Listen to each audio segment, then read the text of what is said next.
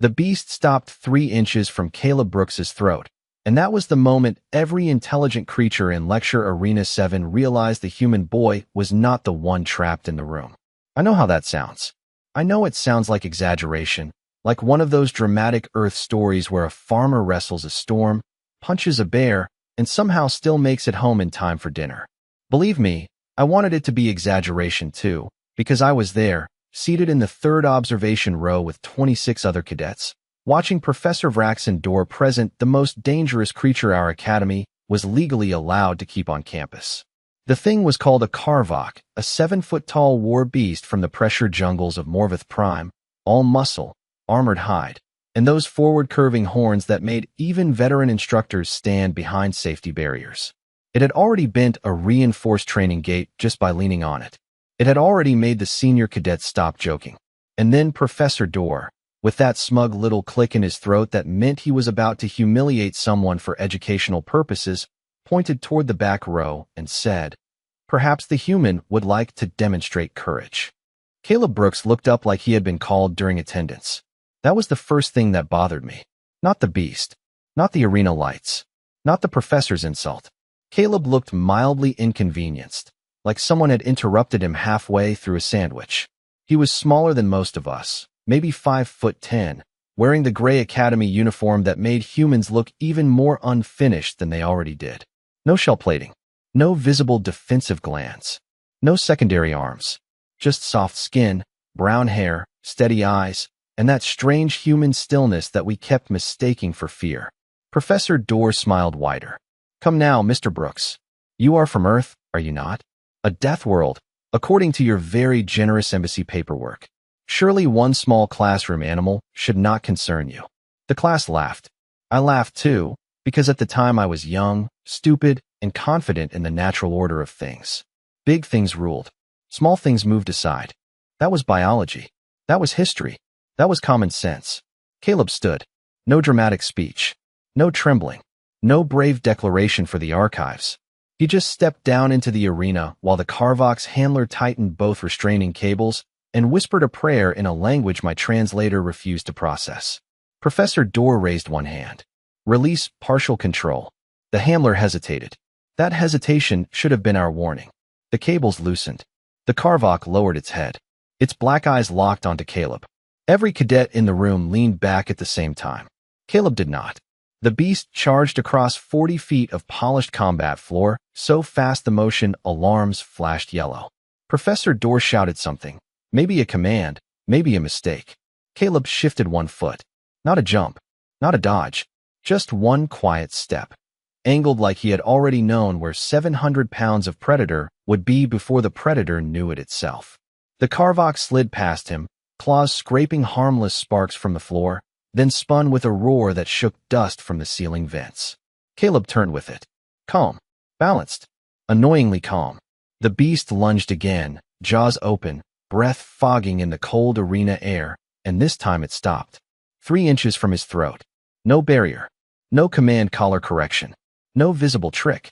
It simply stopped, trembling so hard the metal tags on its harness began to ring. Caleb looked into its eyes and said, very softly, "Easy." That was all. One word. The Karvok backed up. Professor Dor's smile vanished. The laughter died so completely I could hear my own pulse clicking in my ears. And Caleb Brooks, the soft little human boy we had all been ready to pity, lifted one hand toward the most feared beast in the academy and waited like he expected it to understand manners. 30 minutes before the arena went silent, Professor Vraxen Dor walked into Lecture Arena 7 carrying a silver command rod and the kind of confidence that made young cadets sit straighter out of pure survival instinct. I had seen him lecture before. Everyone had. Vraxen did not teach so much as dissect your self-esteem in front of witnesses. His species, the Dorothi, evolved on a moon where every animal had armor, horns, and a bad attitude. So naturally, he believed courage was something you measured by how loudly a creature entered a room. Humans, in his professional opinion, entered rooms incorrectly. Caleb Brooks proved that by arriving quietly. He slipped through the side door 2 minutes before the bell, carrying one notebook, one water bottle, and absolutely no visible concern for the fact that this was advanced interspecies predator response. The class most cadets took only after updating their emergency contacts. He chose the back row because humans always seem to choose the place where everyone could underestimate them most efficiently. The rest of us noticed. Of course we noticed. A human in a predator response course was like bringing a paper umbrella to a hurricane and calling it field equipment. Roll Tarnik, a broad-shouldered Veros cadet with a neck ridge polished like parade armor, leaned over 2 seats and made a low clicking sound of amusement. "Lost, Brooks?" he asked. "Basic nutrition is down the hall." Caleb looked at him, blinked once, and said, "Good to know." That was it. No insult back. No fear. No attempt to defend the honor of Earth or whatever humans were supposed to do when mocked. Just those 3 calm words, which somehow annoyed Rull more than any argument could have. Before Rull could answer, the arena doors sealed with a hydraulic thump, and Professor Vraxen tapped his command rod against the floor. "Cadets," he said, voice amplified through the chamber. "Today we discuss the difference between bravery and biology." A hologram snapped to life above the center mat, showing a rotating image of the Karvok. The creature in the image was large enough to make the front row lean away from a projection. Its shoulders were higher than most dining tables. Its claws were not exaggerated by the hologram, which made the whole situation worse. Vraxen smiled as if he had just introduced a beloved family pet. The Karvok is not evil. It is not cruel. It is merely honest. It reacts to weakness, hesitation, bad posture, poor sync control, and panic. In other words, it reacts to truth. His eyes moved across the room until they found Caleb. Some species spend centuries inventing tools to hide what they lack. Others are born prepared. Several cadets laughed softly. Caleb wrote something in his notebook. I remember that clearly because it offended me. He was taking notes while being insulted. The professor continued, explaining that the day's exercise would measure predator pressure tolerance, movement discipline, and dominance response under controlled conditions. Controlled, in academy language, meant the medical team was nearby and the insurance forms had already been signed. One by one, he listed the species in the room by combat classification. Veros, high resilience. Grenthi, excellent balance. Kelmari, advanced threat pheromones. Dorothi, natural command presence. Then he paused at the bottom of the roster, and the screen displayed Caleb Brooks, human, Earth origin, provisional risk category pending review. Vraxen chuckled. Pending review. A diplomatic phrase meaning nobody wanted to be rude on paper. The laughter grew louder this time.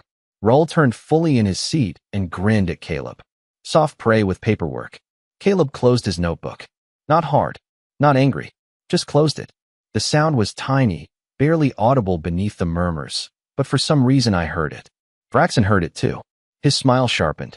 Mr. Brooks, do not worry. No one expects much from you today. Observation is a respectable role for a species still learning where it belongs. Caleb leaned back, hands relaxed on the desk, and gave the professor a polite nod. Understood, sir. That should have ended it. A weaker species accepts its place. The class enjoys the joke. The lesson moves on. Simple, clean, predictable. Then the storage gate behind the arena began to rise, and the first sound that came out was not a roar. It was a deep, irritated breath, like something enormous had just woken up and already disliked everyone in the room. Every cadet stopped laughing. Every cadet except Caleb Brooks looked toward the gate. He was still watching Professor Vraxen, calm as a Sunday morning in some quiet American town none of us had ever heard of. The gate rose 6 inches, then stopped, because Professor Vraxen enjoyed fear the way some species enjoyed music. A warm draft rolled out from the holding chamber, carrying the heavy scent of predator musk and disinfectant, and the front row suddenly discovered excellent reasons to adjust their seats farther from the arena rail. I watched Caleb then, because mocking a human was easy when danger was theoretical. It became less easy when the danger started breathing on the other side of reinforced steel. Still, Caleb did not look toward the gate. He looked at the professor. That small detail made Rull Tarnik uncomfortable, though he would have rather swallowed glass than admit it. Rull stood from his seat with a slow stretch of his shoulders, making sure everyone saw the size difference between him and the human. Veros cadets loved size. They loved polished armor ridges, broad hands, thick wrists, and the ancient belief that mass was the same thing as destiny. Roll had all of that.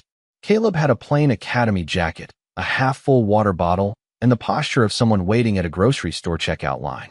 "Professor," Roll said, "before we waste class time, should the human be moved behind the secondary barrier?" A few cadets clicked and chirped in amusement. Vraxen pretended to consider it. A thoughtful suggestion, Cadet Tarnik. However, exposure to real predators may have educational value, even for limited species. Limited. That word passed through the room like a gift. Everyone understood it. Humans were limited. Their bones had no external reinforcement. Their skin tore from things as harmless as sharp paper. Their senses were embarrassing.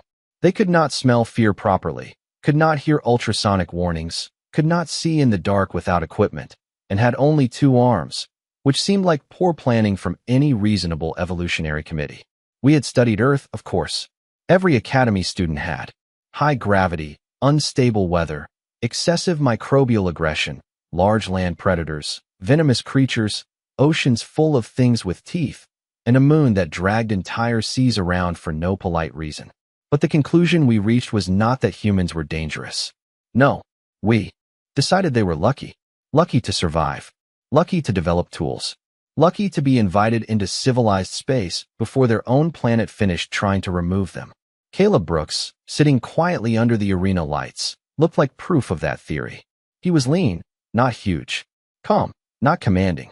His hands rested loose at his sides, without claws, spines, talons, or anything else the galaxy respected at first glance. Roll stepped into the aisle and stopped beside him. "Move carefully, soft prey," he said, loud enough for 3 rows to hear. Then he bumped Caleb with his shoulder. It was not a strike. It was not even hard enough to trigger a discipline warning. It was just a public reminder of hierarchy, the kind cadets used when they wanted a smaller creature to remember the shape of the universe. Caleb shifted half an inch, absorbed the contact, and remained standing exactly where he wanted to stand. Roll frowned.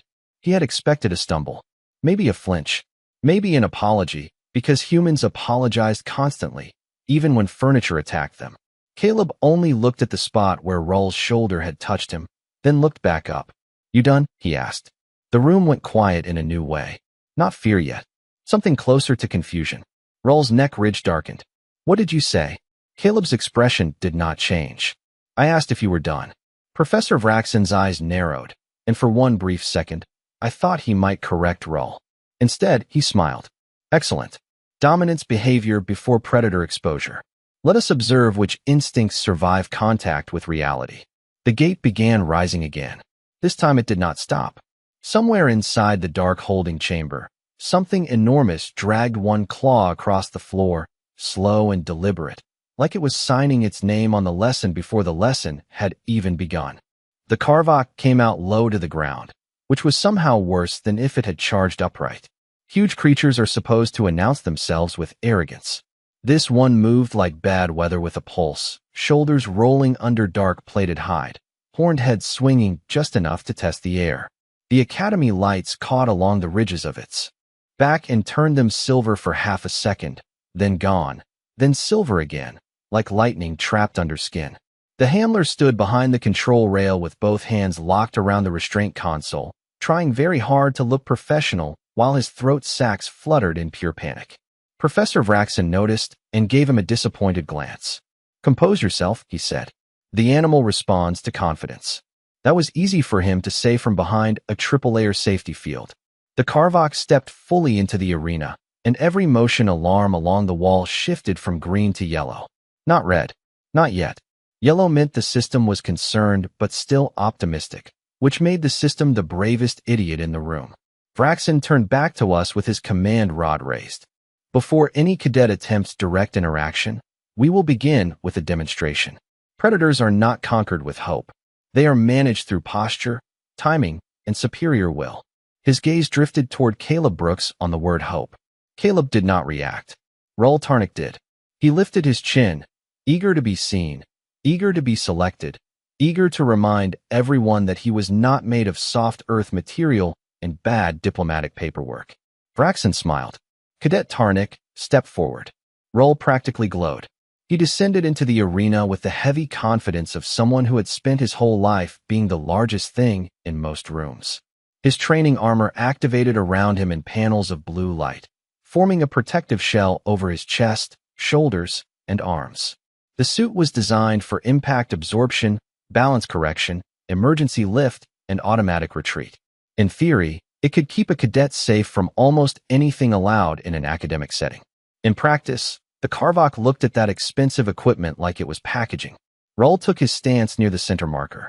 For feet spread, shoulders squared, eyes locked on the beast. Good stance, honestly. I hated admitting that, but it was. Vraxen tapped the command rod once. Begin pressure approach. The restraint collar pulsed. The Carvok advanced. Not fast. That was the lesson. It did not need speed at first. It used presence. Each step landed with a dull, controlled thud that came up through the floor and into our bones. Raul held position for the first 10 feet. At 8 feet, his neck ridge tightened. At 6, his left hand drifted too high. At 5, the suit read his heart rate and flashed a small warning light on his shoulder. Vraxen's smile faded a fraction. Control your breathing, cadet. Raul exhaled hard and pushed forward with a dominant shout that echoed across the arena. The Carvok stopped. For one perfect second, it looked impressed. Then it lowered its head, nudged Raul's shield with the casual force of a pickup truck rolling against a trash can, and Raul slid backward 12 feet across the floor before his suit caught him. No injury. No dramatic disaster. Just humiliation in high definition. The class made no sound. Raul tried to recover, but the Carvok had already learned everything it needed to know. It stepped left when he shifted right. It turned its head before he committed. It read him the way older humans read road signs on a highway. Raul raised his arm guard for the next approach, and the beast simply bumped the guard aside, hooked one horn under the edge of his training shield, and lifted him off balance just enough for the emergency systems to scream. Blue lights flashed. The suit locked. The arena floor deployed a cushion field beneath him. Raul was safely lowered to the ground like a misdelivered package. Professor Vraxen's face hardened. The handler swallowed audibly. Caleb Brooks watched the whole thing without smiling, without mocking, without even looking surprised. That bothered me more than the beast did. Because when every alien in the room saw a monster, Caleb looked like he was watching a large, irritated animal make predictable choices. Professor Vraxen let the silence hang because silence was useful when you wanted fear to teach the lesson for you. Raul Tarnik was guided out of the arena by the automatic lift field, his training armor blinking soft blue warnings while he stared at the floor like the floor had betrayed him personally. No one laughed now. Not even the students who had enjoyed calling Caleb Brooks soft prey 30 seconds earlier. The Carvok stood near the center marker, breathing through its heavy nostrils, turning its head from one side of the room to the other as if counting which of us still believed we were above it. I remember thinking its eyes were not wild. That was the worst part. They were focused, interested, patient. It did not behave like a mindless classroom hazard. It behaved like a final exam with teeth. Professor Vraxen adjusted the collar of his uniform and tried to recover the room with authority. A useful demonstration, he said, though everyone could hear the crack of irritation under the words. Cadet Tarnik made a common mistake.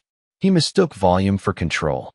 Raul's neck ridge darkened in shame, but he said nothing.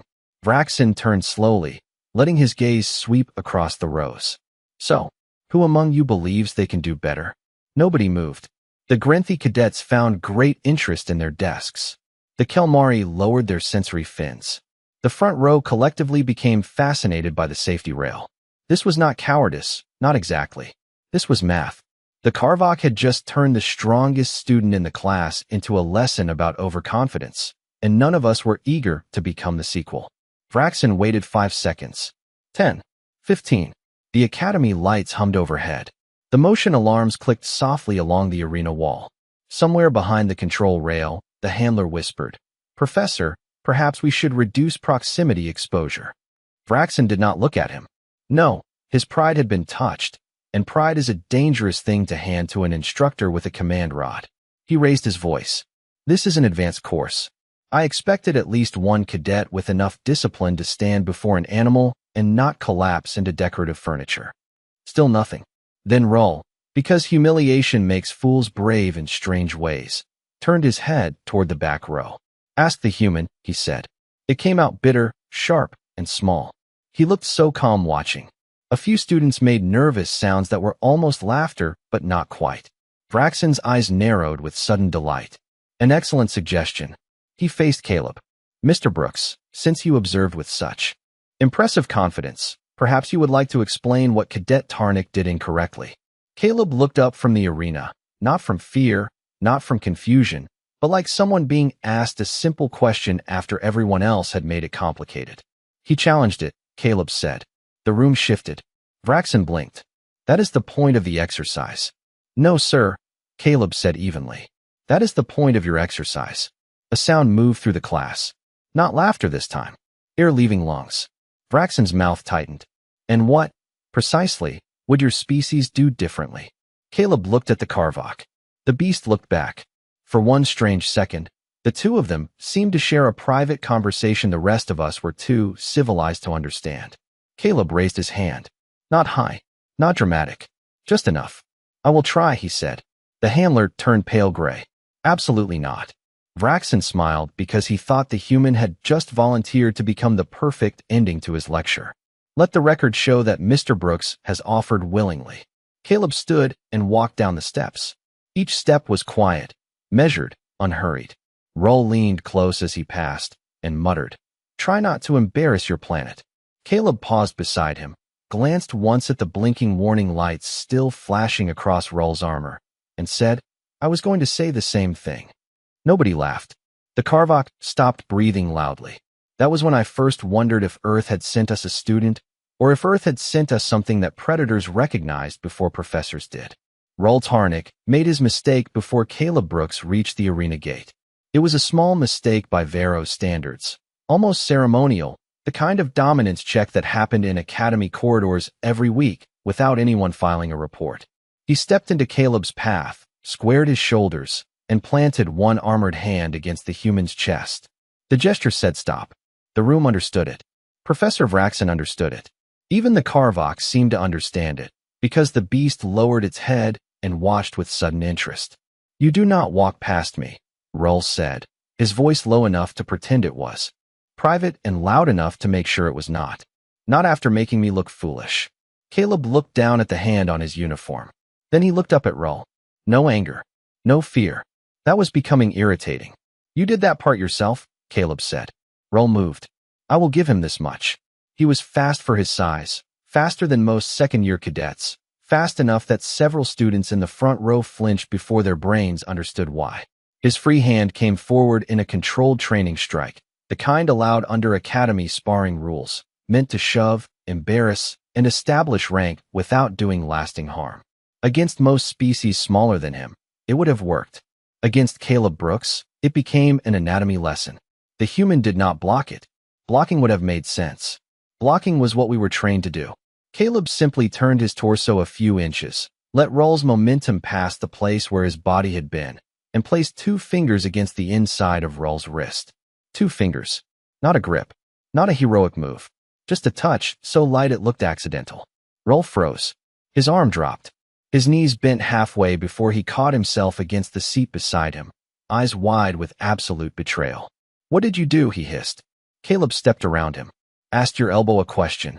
That sentence made no sense to anyone in the room, which somehow made it worse. Roll tried to straighten and found that his own body had decided to file a complaint. His hand opened and closed uselessly for a second while his shoulder trembled with offended confusion. No injury. No dramatic damage. Just a perfect, humiliating shutdown of a cadet who had believed muscle was the same thing as control. Professor Vraxen's smile disappeared entirely now.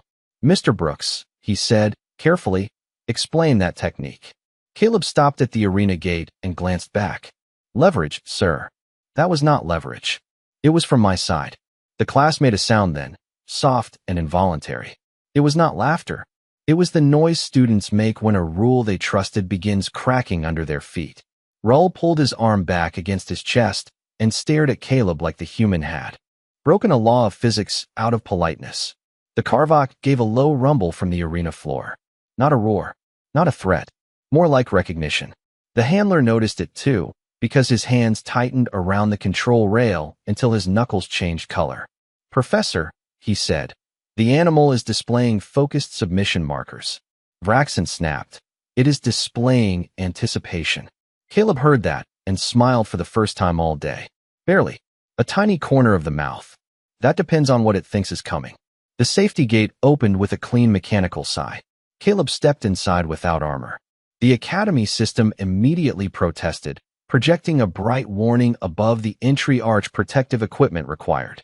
Caleb looked up at the warning, then at Professor Vraxen. "Do you want me to put on the suit?" Vraxen hesitated. Pride pulled one way. Procedure pulled the other. Pride won, because pride often does right before history becomes embarrassing. "No," he said.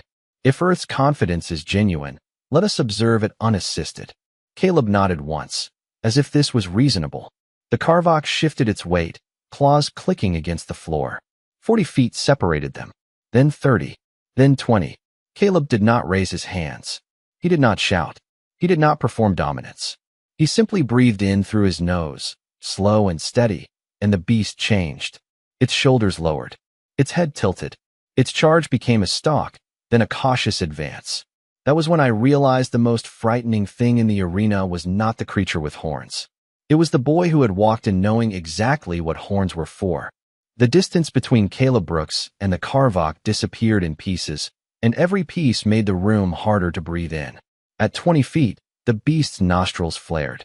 At 15, its shoulders bunched under the dark plates of its hide. At 10, Professor Vraxen lifted his command rod, ready to stop the exercise if the human finally remembered he was supposed to be afraid. Caleb still had not raised his hands. That was the detail that offended the entire class. Every Academy manual said hands high, weight back, eyes scanning, posture dominant, but not provocative. Caleb ignored all of it. He stood sideways, loose, balanced on the balls of his feet, looking less like a warrior and more like a kid waiting for a baseball pitch in a dusty Montana field. The Carvox rushed him. Not a full attack at first. A test. A fast, heavy burst meant to force movement and measure weakness. Caleb gave it movement, but not the kind it wanted. He stepped toward the charge at an angle so narrow most of us missed it, slipping past the line of force with inches to spare. The beast thundered by, claws scraping bright sparks from the floor, and Caleb's hand brushed its shoulder as it passed. Not a strike. A touch. A guide. Somehow that tiny correction changed everything. 700 pounds of arena predator lost the perfect path it had chosen and slid into the padded barrier with a deep boom that made the observation rail vibrate under my palms. The class gasped. The Carvox spun back, more surprised than hurt, shaking its horned head as if the floor had moved on purpose. Caleb turned with it, calm, his breathing still even. Professor Vraxen's voice cut across the arena.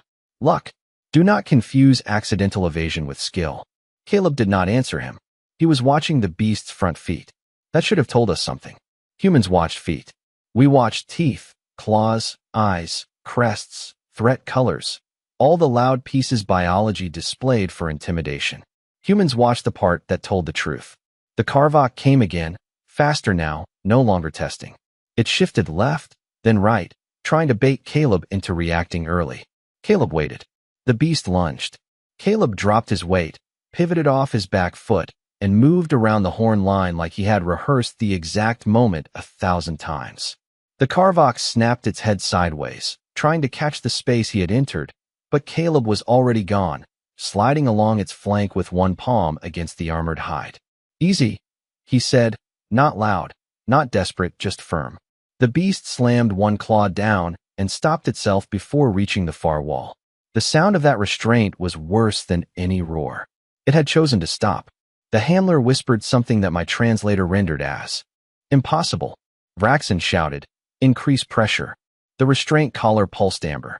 The Carvox stiffened, irritated by the command, then charged a third time. This one was different. No feint. No warning. It crossed the arena in a blur of muscle and training system alarms. Caleb finally moved both hands up, not to shield himself, but to take space. His left foot planted. His right foot slid back. His shoulders turned. The beast's head came within inches of him, and Caleb's palm landed flat between the horn ridge and neck plate. He did not push it away. He redirected it, using the beast's own speed the way a door uses a hinge. The Carvok swept past, stumbled 2 steps, and stopped facing the wrong direction. For one quiet second, its enormous body trembled with confusion. Then it looked back at Caleb, and the rage drained out of its posture. Not fear exactly. Recognition. The kind of creature shows when it meets something that understands pressure better than pain. Caleb lowered his hand and said, "You are not bad. They just keep yelling at you." The Carvok's ears folded back. The arena went silent. Professor Vraxen stared at the human as if Caleb had just insulted his entire discipline by being correct. Professor Vraxen should have ended the lesson right there. Any reasonable instructor would have looked at the calm human, the confused Carvok, the silent class, and decided that maybe the universe had just handed him a valuable educational moment. Professor Vraxen was not a reasonable instructor. He was an authority figure whose authority had just been corrected in public by a boy from Montana wearing borrowed academy shoes. That kind of humiliation does strange things to intelligent beings. His throat clicked once, sharp and ugly. "Enough," he said. Caleb kept his eyes on the Carvok. "It is calming down. It is being conditioned incorrectly." "No, sir. It is being listened to." The words landed harder than any challenge Roltarnik had tried to make. Around me, cadets went perfectly still. Even Rull forgot to look offended. Professor Vraxen stepped through the safety field before the handler could stop him, command rod in one hand, training spear unfolding from his wrist guard in a clean line of blue-white light. The weapon was Academy-approved, non-lethal, and still the sort of thing that made students reconsider every life choice that led them within 12 feet of it. "Mr. Brooks," Vraxen said, walking into the arena with measured fury, "you have mistaken animal hesitation for obedience and your own instinctive flailing for technique. We will now correct both misunderstandings." Caleb turned away from the Carvok at last. He looked disappointed. Not scared. Not angry. Disappointed, like a gym teacher had ignored basic safety rules during a school assembly. "Professor, I do not think that is a good idea." Vraxen smiled. "Of course you do not." Then he moved. For all his arrogance, he was fast. The spear came in a bright arc toward Caleb's shoulder, a clean demonstration strike meant to force a retreat. Caleb did not retreat. He stepped inside the line of the weapon, where the glowing tip became useless, caught the shaft with one hand, and turned his body just enough to borrow the professor's momentum. Borrow. That is the only word for it.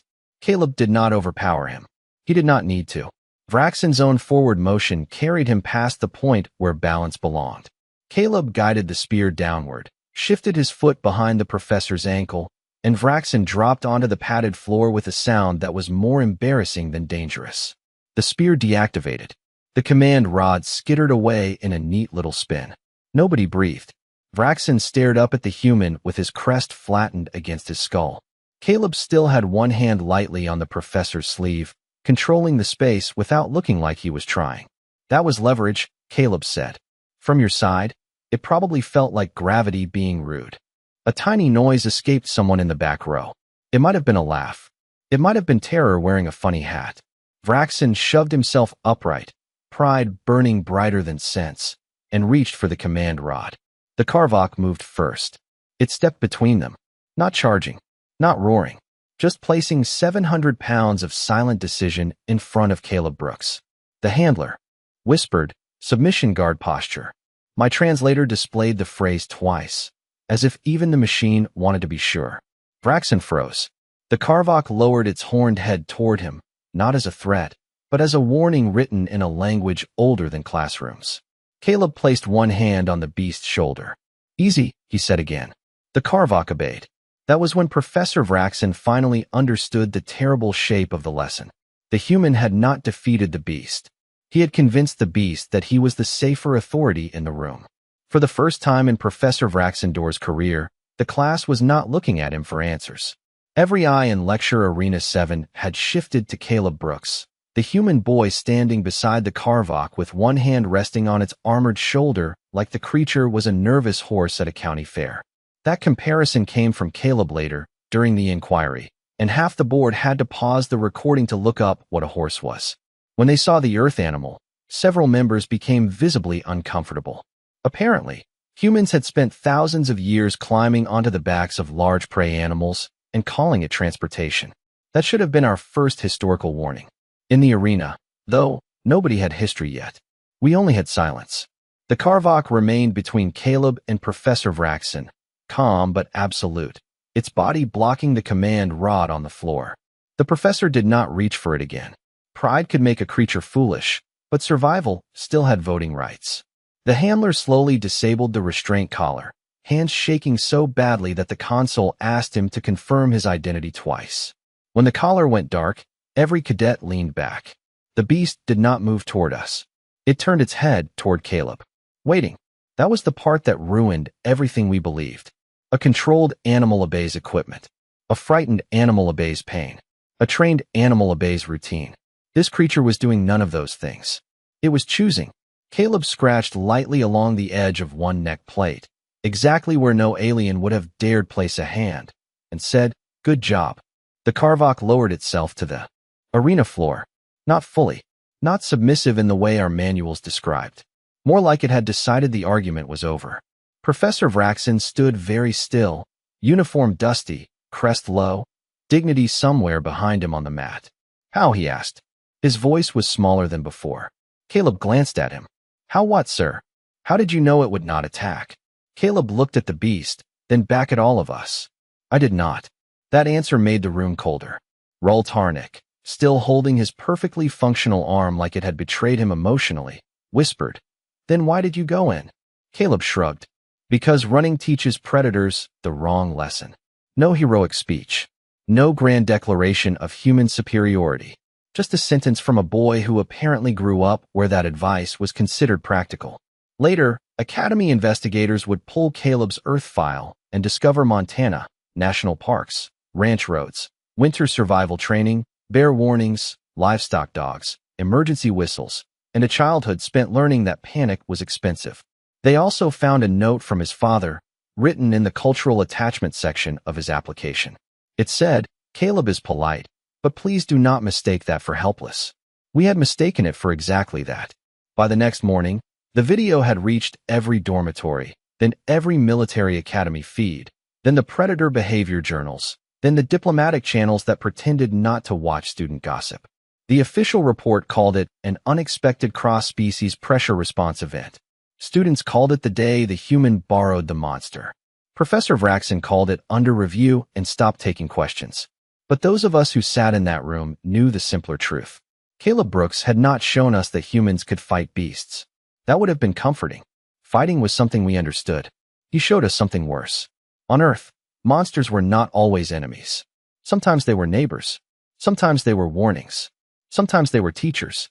And sometimes a human boy walked into an arena with no armor because his world had already taught him the oldest rule of all. Do not become prey just because someone bigger expects you to.